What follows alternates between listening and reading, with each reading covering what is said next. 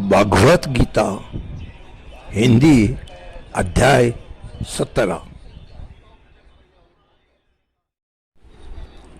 अर्जुन बोले, हे कृष्ण, जो शास्त्र छोड़कर केवल सदायुक्त होकर पूजा करते हैं उनको स्थिति कैसी होती है, सात्विक, राजसी या तामसी? श्री भगवान बोले, मनुष्य की वह शास्त्रीय संस्कारों से रहित केवल स्वभाव से उत्पन्न श्रद्धा सात्विकी और राजसी तथा तामसी ऐसी तीनों प्रकार की होती है। उसको तू मुझसे सुन। ये भरत, सभी मनुष्य की श्रद्धा उनके अंतःकरण के अनुरूप होती है। यह पुरुष श्रद्धामय है, इसलिए जो पुरुष जैसे श्रद्धा वाला है वह स्वयं भी वही है। सात्विक पुरुष देवों को पूजते हैं, राजस पुरुष यज्ञ, यक्ष और राक्षसों को तथा अन्य जो तामस मनुष्य हैं वे प्रेत और भूत ग्रहों को पूजते हैं।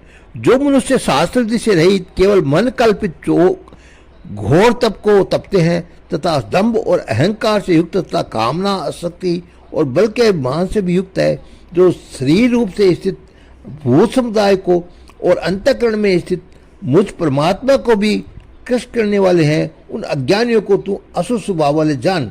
भोजन भी सबको अपनी अपनी प्रकृति के अनुसार तीन प्रकार का प्रिय होता है, और वैसे ही यज्ञ, तप और दान भी तीन प्रकार के होते हैं। इसके पृथक पृथक भेद को तू मुझसे सुन। आयु वृद्धि, बल, आरोग्य, सुख और प्रीति को बढ़ाने वाले, रसायुक्त, चिकने और स्थिर रहने वाले तथा स्वास्थ्य को ही मन को प्रिय ऐसे आहार अर्थात भोजन करने के पदार्थ सात्विक पुरुष के प्रिय होते हैं। कड़वे, खट्टे, लवणयुक्त, बहुत गर्म, तीखे, रुखे, दाहकारक और दुख, चिंता तथा रोगों को उत्पन्न करने वाले आहार अर्थात भोजन के पदार्थ राजस पुरुष को प्रिय होते हैं। जो भोजन अधपका, रसरहित, दुर्गंधयुक्त, बासी और उच्छिष्ट है तथा जो अपवित्र भी है वह भोजन तामस पुरुष को प्रिय होता है। जो शास्त्र से नियत यज्ञ करना ही कर्तव्य है, इस प्रकार मन को समाधान करके फल न चाहते हुए पुरुषों द्वारा किया जाता वह सात्विक है। परंतु यह अर्जुन, केवल दंभ धारण के लिए अथवा फल को ही दृष्टि में रखकर जो यज्ञ किया जाता है वह यज्ञ तो राजस जान।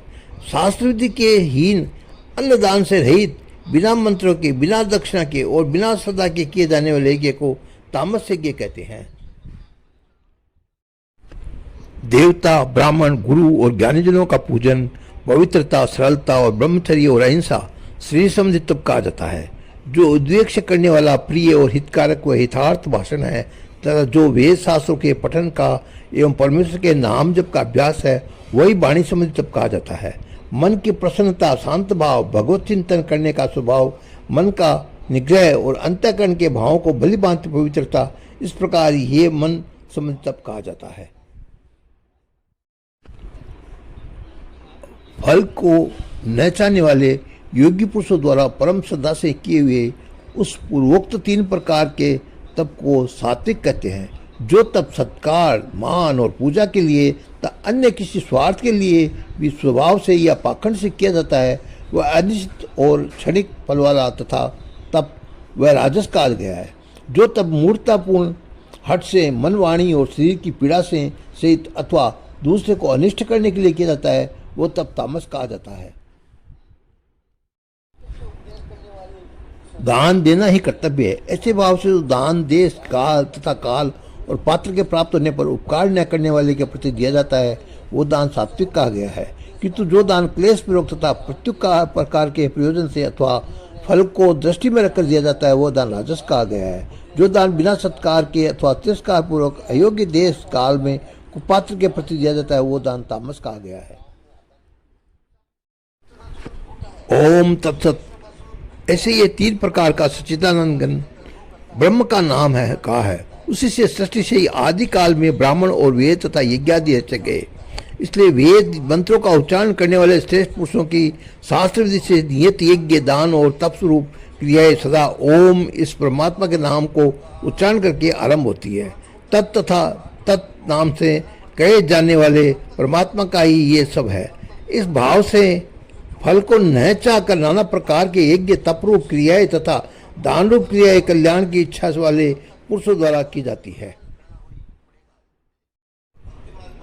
सत्य इस प्रकार का ये परमात्मा का नाम सत्य भाव में और श्रेष्ठ भाव में प्रयोग किया जाता है तथा हे पार्थ उत्तम कर्म में भी सत्य शब्द का प्रयोग किया जाता है तथा यज्ञ तप और दान में जो स्थिति है वह भी सत्य इस प्रकार कही जाती है और उस परमात्मा के लिए किया हुआ कर्म निश्चय पूर्वक सत्य ऐसे कहा जाता है। हे अर्जुन, बिना श्रद्धा के किया हुआ हवन, दिया हुआ दान व तपा हुआ तप और जो कुछ भी किया हुआ शुभ कर्म है वह समस्त असत्य है इस प्रकार कहा जाता है कि इसलिए ये न तो इस लोक में लाभदायक है और न मरने के बाद भी।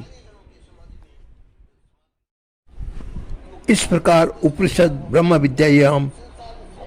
विद्या तथा योग शास्त्र रूप श्रीमद् भागवत गीता के श्री कृष्ण संबोध में श्रद्धा त्रय विभोग योग नामक 17वां अध्याय है संपूर्ण हुआ।